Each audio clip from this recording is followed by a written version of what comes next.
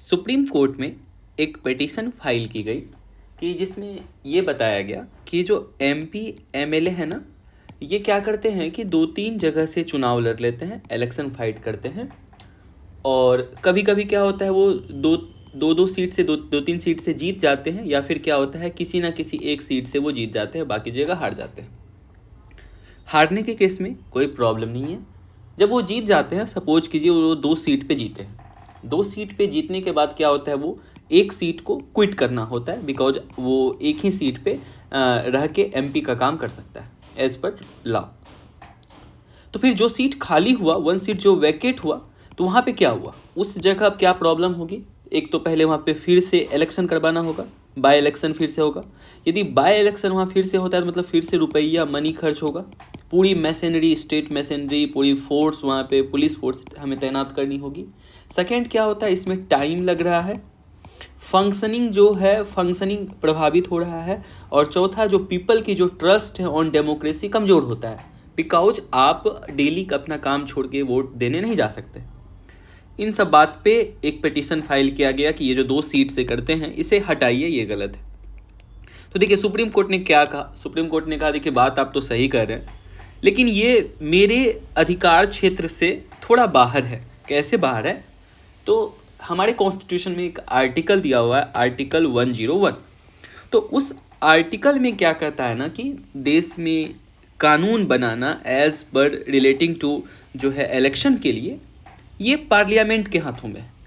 Parliament इसके लिए law बनाएगी, और हम यदि सुप्रीम कोर्ट का हस्तक्षेप करते हैं तो ये पार्लियामेंट्री सॉवरेनिटी के खिलाफ थोड़ा होगा, तो इसलिए इसके खिलाफ इसने कुछ नहीं कहा। अब इस पर आर्गूमेंट, एक इलेक्शन कमीशन का क्या आर्गूमेंट था, गवर्नमेंट का क्या आर्गूमेंट था, और सुप्रीम कोर्ट ने जजमेंट में क्या दिया, उसे थोड़ी सी देखते हैं। बस छोटी छोटी इसमें 2-4 पॉइंट है। तो इलेक्शन कमिश्नर ने क्या बोला था, या तो आप ये कर सकते हैं कि जो एक चीज़ जो इस पर हमें ध्यान रखनी है, वो RPA है, रिप्रेजेंटेशन ऑफ पीपल्स एक्ट। ये जब हमारा देश आज़ाद हुआ तो पहली बार देश में कि कैसे इलेक्शन हो, क्या कहाँ से कौन सी सीट पे कौन कंटेस्ट कर सकता है, ये सभी चीज़ हमने RPA में लिखा। RPA हमारे पास 2 है, 2 RPA बना के, एक 1950, एक 1951। ये 2 RPA में हमने ये बताया कि तो उसी RPA का सेक्शन नंबर 33 ऑफ 7, जो RPA यहाँ पे है, RPA सेक्शन 33 ऑफ 7 1951 में ये बताता है क्या कि वो 2 जगह से चुनाव लड़ सकता है। इसमें मेंशन्ड है 2-3 जगह से, उससे कोई दिक्कत नहीं। बट इलेक्शन कमिश्नर ने इसमें क्या कहा कि इसको अमेंड कर देते हैं, किसको, इस सेक्शन 33(7) 1951 जो RPA है, इसको अमेंड करते हैं, जिसमें कि हम ये कर दें कि ओनली एक सीट से वो चुनाव लड़ पाए। या तो एक हो, ये पॉइंट हो सकता है। दूसरा पॉइंट क्या बताया, आइदर ऑप्शन ये है कि मान लो जो कैंडिडेट 2 जगह से लड़ा है और दोनों सीट पे वो जीता है, एक सीट उसकी कंटिन्यू रहेगी, दूसरी सीट पे जब ये फिर से इलेक्शन होगा तो उसकी सारी कॉस्ट जो है वो किससे लिया जाएगा, वो सारी कॉस्ट इस पर्सन से लिया जाएगा जो 2 जगह से जीता। बट ये थोड़ी फिजिबल नहीं लगती है, इतनी सारी एक्सपेंसेस एक पीपल नहीं उठा सकता है, या उठा सकता है तो बट ये तो एक ये इलेक्शन कमिश्नर ने बताया। थर्ड पॉइंट उसने क्या कहा कि आप ये कर सकते हैं, मान लो 2 कैंडिडेट 2 जगह से विन किया है, ये ऑब्वियस सी बात है, यदि ये विन किया है तो ये हाईएस्ट सीट मिला होगा इसको।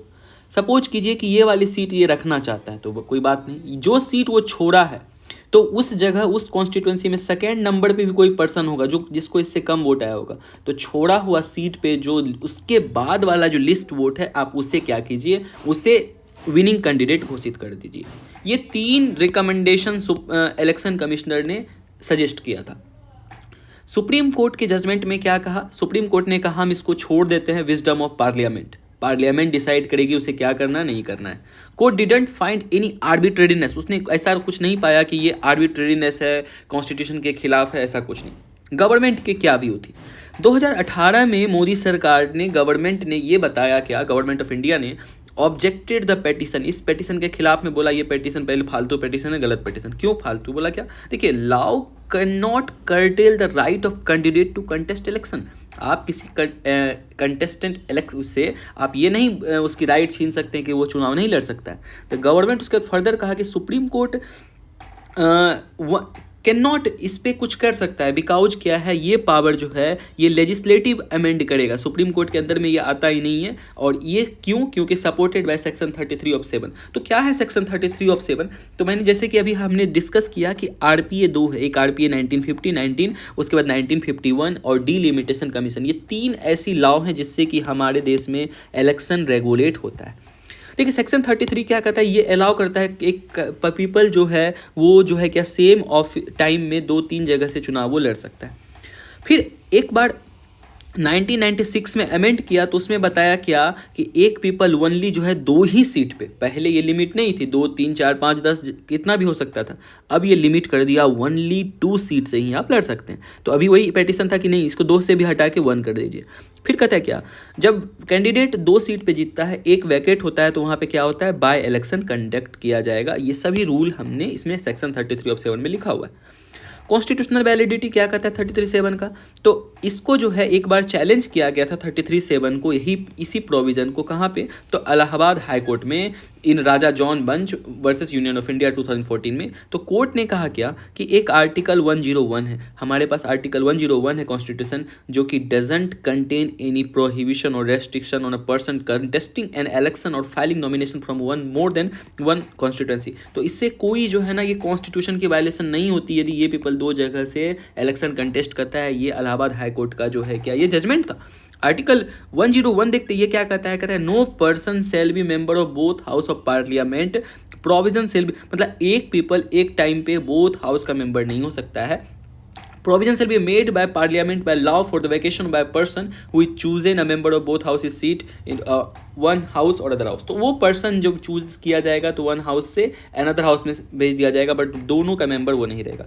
Court also observe that there is nothing inconsistent with article 33(7) and article 101 में कुछ भी गलत नहीं है, ये सही है। कोर्ट ने ऐसा फील किया। यदि इस पे कुछ अमेंड करना होगा तो वो पार्लियामेंट्री सॉवरेन बॉडी है जो इसके खिलाफ निर्णय लेगा। यही न्यूज़ में थी। Okay, thank you so much.